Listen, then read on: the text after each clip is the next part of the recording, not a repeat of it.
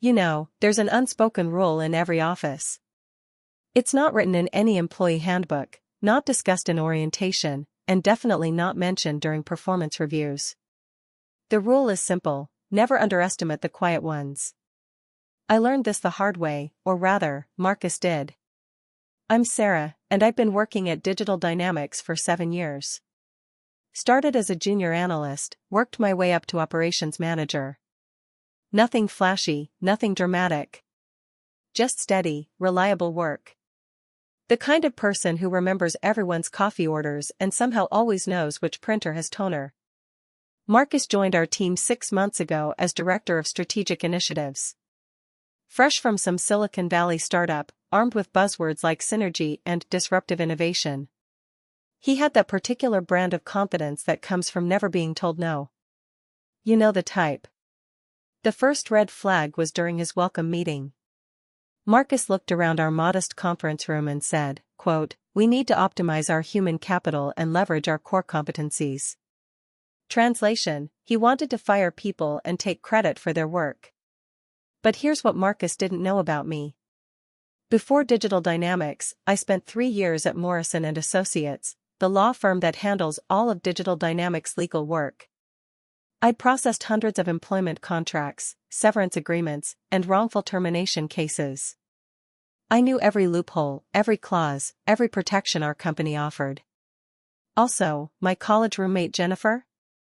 She's now the chief financial officer at our parent company, Meridian Corporation. We still text about our kids' soccer games and share memes about corporate life.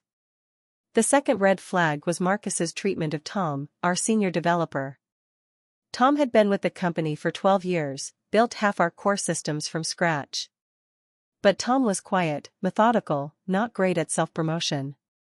Perfect target for someone like Marcus. During our monthly team meeting, Marcus announced, "We need fresh thinking in development. Tom, I'm reassigning you to quality assurance. We're bringing in some dynamic new talent." Tom's face went white. QA was essentially a demotion, and everyone knew it.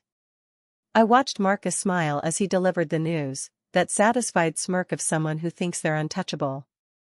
"Marcus," I said carefully, "Tom's institutional knowledge is invaluable.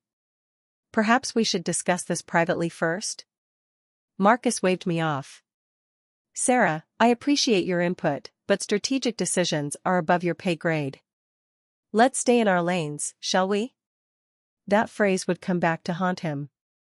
After the meeting, I pulled Tom aside. "Don't sign anything yet," I told him. "And start documenting everything. Every email, every interaction, every decision Marcus makes." Tom looked confused, but he nodded. Smart man. Over the next month, Marcus's true colors emerged. He started taking credit for projects other people had completed months before his arrival. He'd present their work in executive meetings, claiming he'd optimized their approach or elevated their strategy. When Lisa from marketing questioned his numbers during a presentation, Marcus interrupted her. "Lisa, I know analysis isn't your strong suit, but let's trust the experts here." Lisa had a master's in statistics from MIT. Then came the mass reorganization. Marcus called it right-sizing for maximum efficiency. He fired 6 people in 2 weeks, all longtime employees who dared to question his methods or seemed threatening to his authority. But Marcus made a crucial error. Every termination letter he wrote included the phrase performance-based reduction in workforce. This was important because our employee handbook clearly states that performance-based terminations require documentation of poor performance, improvement plans, and supervisor warnings. Marcus had provided none of these. I quietly reached out to the terminated employees, offering to serve as a reference. During those conversations, I learned that Marcus had told each of them their firing was confidential, that discussing it with coworkers would void their severance packages. This was a lie. Our severance agreements contain no such clause. The breaking point came during our Q3 planning meeting. Marcus had prepared a presentation showcasing his achievements. Every single slide featured work completed by other team members, with their names conspicuously absent. He stood at the front of the conference room, laser pointer in hand, explaining how he'd revolutionized our operational efficiency and transformed our strategic outlook. Then he clicked to a slide titled Personnel Optimization Strategies. It was essentially a hit list. 23 names, including mine, marked for strategic reassignment or elimination. As you can see, Marcus said, gesturing at my name, we have some dead weight in middle management. People who resist change, who lack vision. He looked directly at me. Sarah, for instance, has been in the same role for years. No growth, no initiative. It's time for fresh blood.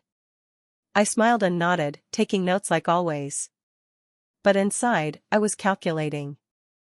That evening, I stayed late at the office. Not unusual for me. I often worked after hours, which meant I had executive-level access to our project management systems, budget reports, and performance metrics. I spent 3 hours documenting everything. Marcus's termination letters with their legally problematic language. His presentations claiming credit for others' work, complete with timestamps proving the work preceded his employment. His budget projections that inflated his department's contributions while minimizing others. Then I drafted an email. Not to HR, not to my direct supervisor, but to Jennifer at Meridian Corporation. The subject line read, Potential Legal Exposure, Digital Dynamics Personnel Practices. I didn't accuse Marcus of anything. I simply presented facts. Employment law violations. Potential wrongful termination claims. Budget discrepancies. The kind of information that keeps CFOs awake at night. Jennifer's response came at 6 a.m. the next morning. Conference call at 9 a.m. Include all relevant documentation. The call included Jennifer, Meridian's general counsel, and our CEO, Robert Chen. I presented my findings calmly, professionally. No emotion, just data. How many potential plaintiffs are we looking at? The general counsel asked. 6 wrongful termination claims, possibly more, I replied. Conservative estimate of liability is between $500,000 and $1.2 million. Robert Chen was quiet for a long moment. Sarah, what do you recommend? Immediate review of all termination decisions made in the past 6 months. Consultation with Morrison and Associates regarding legal exposure. And perhaps, a strategic reassignment for Director Marcus. 3 days later, Marcus called an emergency team meeting. He seemed nervous, kept checking his phone. I have an announcement, he said. Effective immediately, I'll be transitioning to a new role within the Meridian family of companies. He paused, clearly expecting congratulations. I've been promoted to senior analyst at our Anchorage office, he continued, his voice getting smaller. Anchorage. In Alaska. Population, 291,000. Average temperature in January, 15 degrees. The room was silent. Someone coughed. Sarah will be assuming my responsibilities as interim director while we conduct a proper search for my replacement. I nodded professionally. Thank you for your confidence in me, Marcus. I look forward to optimizing our human capital. His eyes met mine across the conference table. For the first time since I'd known him, Marcus looked uncertain. Vulnerable. Oh, and Marcus? I added, gathering my papers. I took the liberty of reviewing those termination letters you wrote. There seem to be some compliance issues. HR will be reaching out to discuss bringing back our former team members with full back pay and benefits. The color drained from his face. You see, I continued, standing slowly, there's an unspoken rule in this office. Something about staying in your lane. I smiled. Turns out, my lane is much wider than you thought. Marcus opened his mouth, then closed it. His hands trembled slightly as he reached for his laptop. Your flight to Anchorage leaves Monday morning, I said, walking toward the door. I hear it's beautiful this time of year. Cold, but beautiful. I paused at the doorway and looked back. Marcus was staring at his phone screen, probably seeing the email from HR about the legal review for the first time. His face had gone completely white, and his mouth hung open in shock as the full scope of his situation hit him.